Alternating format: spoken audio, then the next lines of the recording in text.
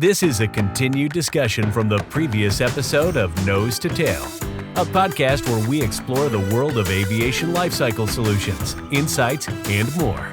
Presented by Jet Midwest. How much of your year do you think you spend traveling versus in the MRO and actually sitting down and monitoring the work that's happening? We've ramped up our traveling. We're probably doing 25% travel, something like that. Yeah. That's pretty good. And then, you and I were talking about, the Jet Midwest account and some of those things, and you guys were doing some analytics. Is that something new for you guys, or is that something you guys have been trending towards? It's something we've been trending towards because, we want to grow the way the market's growing. As our company's growing and we're doing, great things, especially, thanks to Jet Midwest, they've been a phenomenal client. We want to make sure that we grow with our clients as well. So there's a few growing pains that we're going through, coming onto the new systems, the new ERP, things like that. But we're very confident that it's going to help us, and we'll just stay right along. Yeah, we've been very lucky that my brother Paul, who's our chairman, has had a real focus on analytics for probably 6 or 7 years. And we hired a team that's developed and grown for us that really helps us understand our own business better, right? I bought a couple packages from South African Airways in the early 2000s, and you had to do all of your analysis digitally, right? Okay. And I had to do it one by one. Right, so you had a 3,000 or 4,000 part package. I literally went to every single part and went and analyzed every single individual piece for its value in these things, and I had to put a value on it. Right, that I didn't have. Still right there. Yeah, and I didn't. And the great news was I learned so much by the sheer volume. I learned so much about aircraft parts and different market segments, and that was an amazing journey for me. I wouldn't be here if I didn't do those things. But now with our analytics teams and the technology, our team can go in and do those analytics much faster. A younger generation than me, perhaps. In fact, they all are younger than me. It's no perhaps about it. And that team really does a great job. I can get a package of material from a client saying, hey, we just closed down this product line and this is our leftovers. Can you guys give us an analysis on it or put an offer in?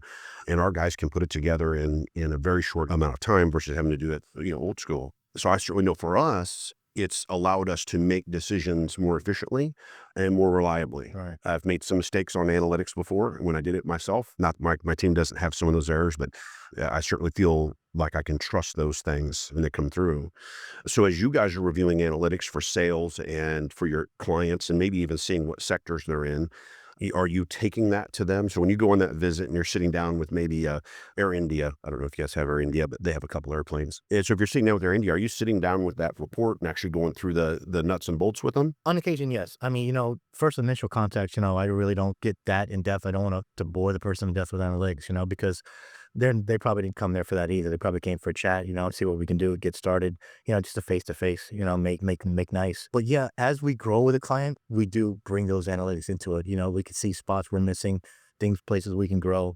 If we can do this service for you, for this ATA, we can offer this ATA. We do look at that to fill in holes. Yeah, of course. Our industry, we talked about this a little bit earlier when we were at lunch. Our industry is in aviation of itself is a fairly aged industry, right? So because of the regulations and things, sometimes we're challenged to be on the frontier of certain parts of the business. I'd love to get your thoughts on where business development's going to go, where are sales going to go in the future? How are we going to manage maybe those things differently? We mentioned AI, right? And I know you've got some thoughts on that. We've got some things in the marketplace from an AI perspective, AI bots out there that'll help respond to RFQs or even customer service inquiries. What are your thoughts on maybe where that is and maybe where our market is? Are they even ready for that? I think I told you earlier, I call AI the Grim Reaper. I think the younger generation embraces AI for everything they could do. And it's phenomenal. The stuff it can do is great. I mean, it does things in fractions of time that normal people could do, but it's going to take people's jobs, and it's going to put as customer service, a lot of that's going to go to the wayside. A lot of things like that could be done by a machine or a lot of times outsourced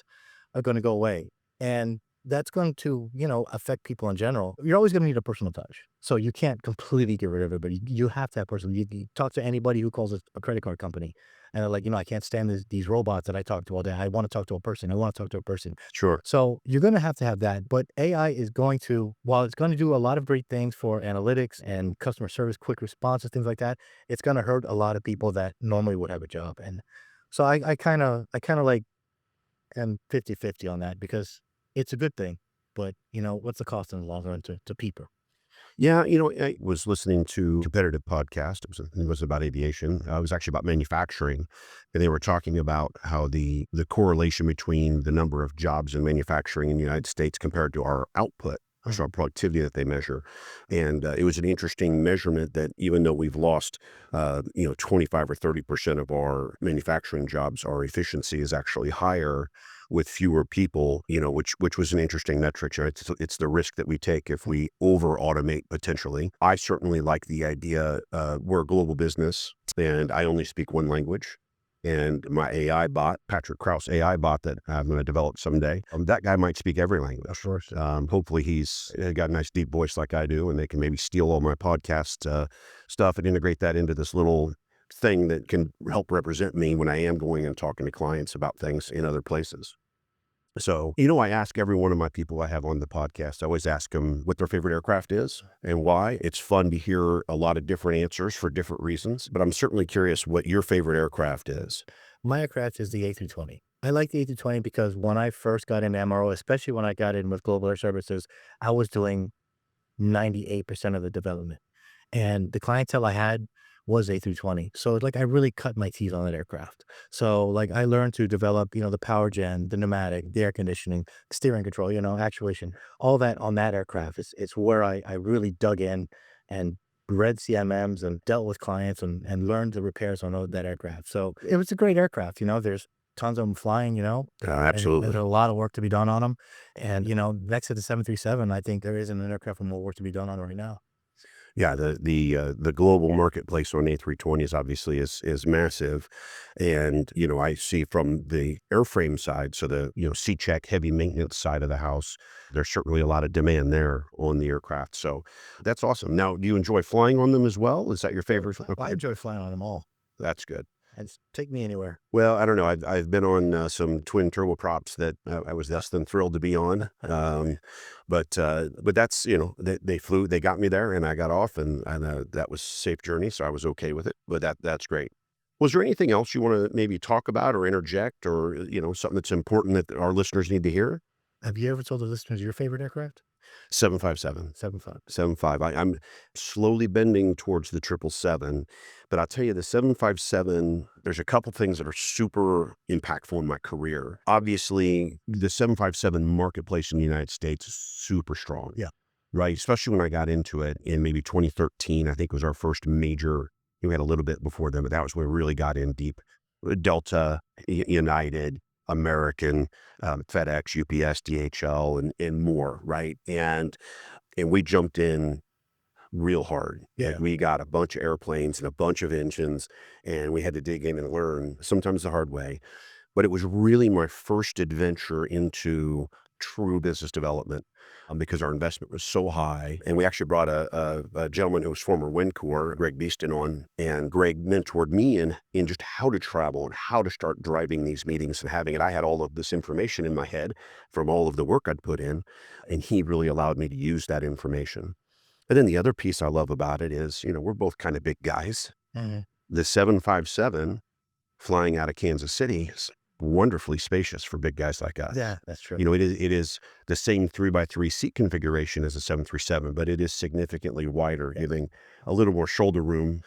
We need that. Yeah, we definitely need it. And so that too is another great piece. And I have great friends and partners in Iceland Air.